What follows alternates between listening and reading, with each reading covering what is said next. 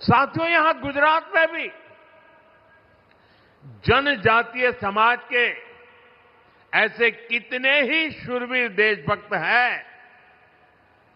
गोविंद गुरु, जिन्होंने भगत आंदोलन का नेतृत्व किया, राजा रूपसिंह नायक, जिन्होंने पंचमार में ब्रिटिश सरकार के खिलाफ लंबी लड़ाई लड़ी, मोतीलाल तेजावत, जिन्होंने एक ही आंदोलन चलाया, और अगर आप पाल चितरिया जाएंगे तो सैकड़ों आदिवासियों की शहादत का वहां स्मारक है।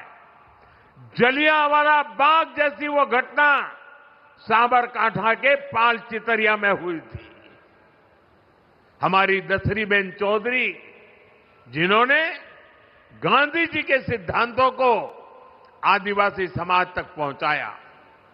स्वतंत्रता संग्राम के ऐसे कितने ही अध्याय जनजातीय गौरव और आदिवासी शौर्य से रंगे हुए हैं। भाइयों बहनों, स्वतंत्रता आंदोलन में ट्राइबल समाज के योगदान को हम भुला नहीं सकते हैं,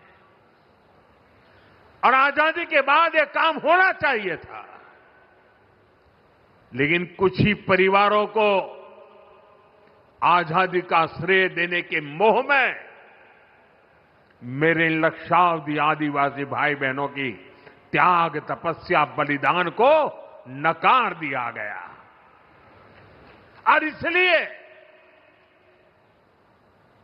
2014 के पहले देश में कोई भगवान बिरसा मुंडा को याद करने वाला नहीं था।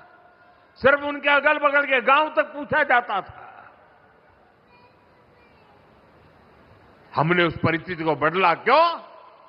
हमारी अगली पीढ़ी को भी पता होना चाहिए कि मेरे आदिवासी भाई बहनों ने हमें कितना बड़ा तोहफा दिया है, आजादी दिलवाई है।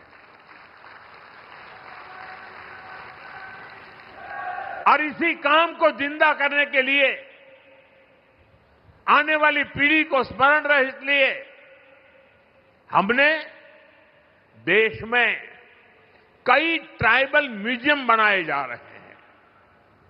यहां गुजरात में भी राजपीपला में ही 25 एकड़ विशाल ट्राइबल म्यूजियम के लिए जमीन पर बहुत बड़ा म्यूजियम आकार ले रहा है।